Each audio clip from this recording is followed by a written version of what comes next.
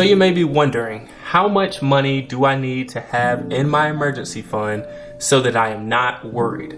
So today in this video, I'm going to answer this question, and I'm going to be giving a few factors that you definitely want to think about before determining exactly what amount you need in your fund.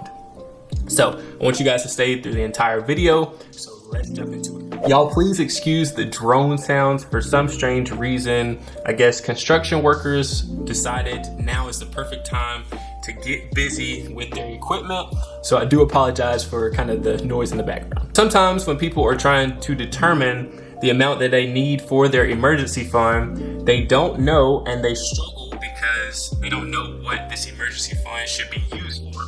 So it is very important that you understand the difference between an emergency fund and a savings account. Think of an emergency fund as something that you need for survival. Let's say you lose your job.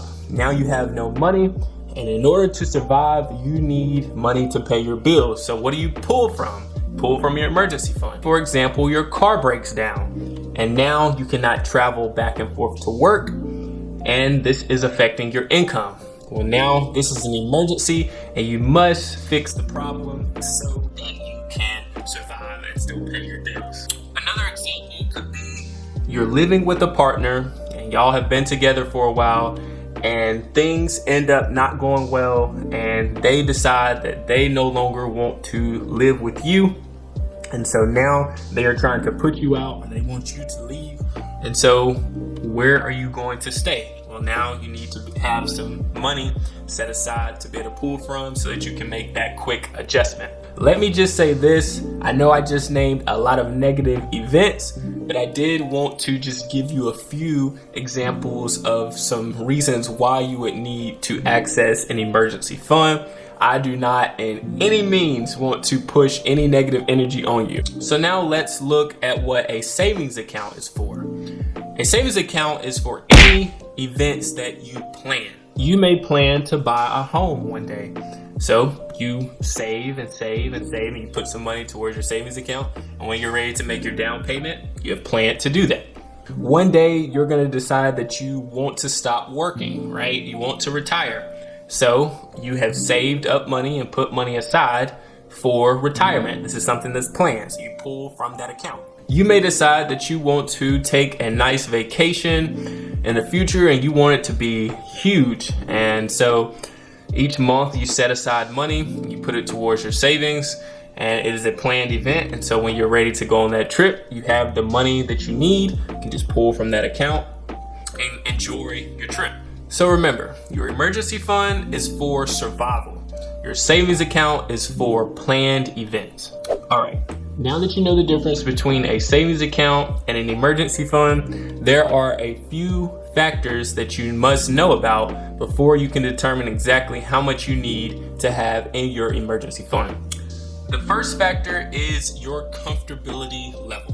When you're in a certain situation, do you panic when you don't have a lot of money, or are you calm?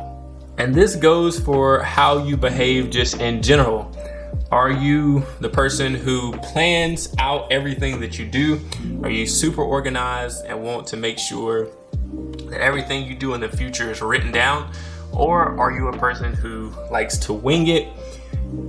When you're under pressure, you're just able to go with the flow, and you don't get stressed out easily about things that don't happen your way. If you are the type of person who gets stressed out easily about things that don't go your way, you're definitely gonna want to have more in your emergency fund, because it's gonna drive you insane when something goes wrong and you don't know what is going to happen next.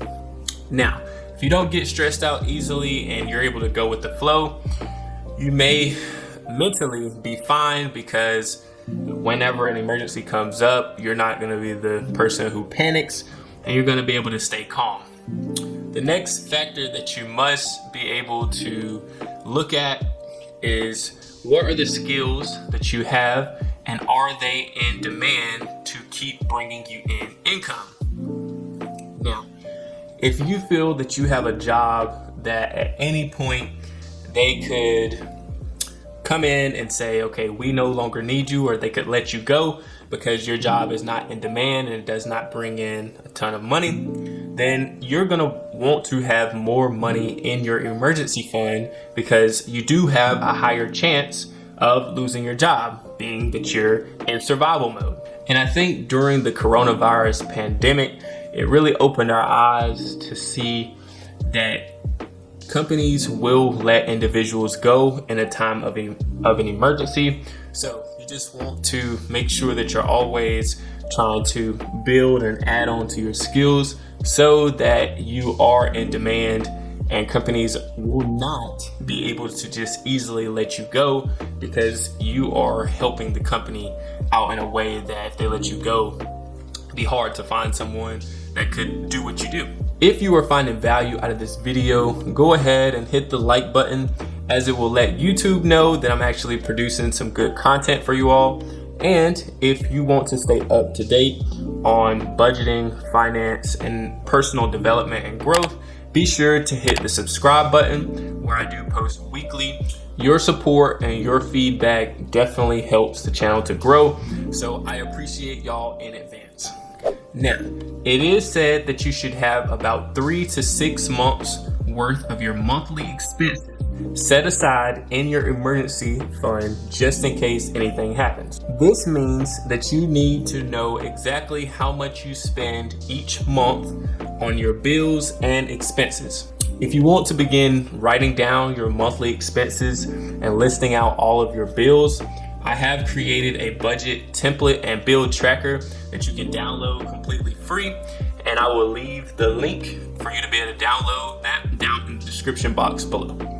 Now, if you're looking to get financially organized and you want to make sure that your budget is in tip-top shape, and you're looking to find ways to increase your income, maybe decrease some of your expenses, I do offer budget reviews as well as a 4-week budgeting and wealth mentorship program where I have worked with my students to at minimum save $1,500 after their first year. So if that's something that you'd be interested in, go ahead and check it out. I'll leave all the links and information down in the description box below. So after you have determined your monthly expenses, let's just say, for example, all of your monthly expenses come up to, let's say, $1,000. This is a random number. Let's say it's $1,000. Well, if you want to have at least 3 months of your monthly expenses set aside for your emergency fund, you're just going to take that $1,000 and multiply it by 3. Or, so that is $3,000 that you need to have in your emergency fund. Now, if you want to be on the safer side, of course, you would have more saved. So you would do 1,000 times 6 for 6 months. So you would have $6,000 set aside. And for those who really want to be safe and who really stress when they don't have enough money and they're panicking about things going on and things that are going wrong in their life, then you may want to have 12 months of your monthly expenses. So you just multiply the number by 12, and this is the amount that you'll need in your emergency fund. So now you may be thinking, okay, I know I have my monthly expenses and I'm doing good saving and putting some of the things I'm planning to do. How on earth am I going to be able to find some extra money to set aside for 3 to 6 months worth of my monthly expenses to go towards my emergency fund? So in my next video, I'm going to answer that question and show you some ways that you can free up some of your extra money even on a tight budget. So be sure to check it out now. Oh yeah, and I almost forgot. Thank you all so much for watching this video. If you have any questions, comments, concerns, feel free to hit me up on any of my social media platforms at @_Coach James. Again, thanks for watching, and I'll see y'all in the next one. Peace.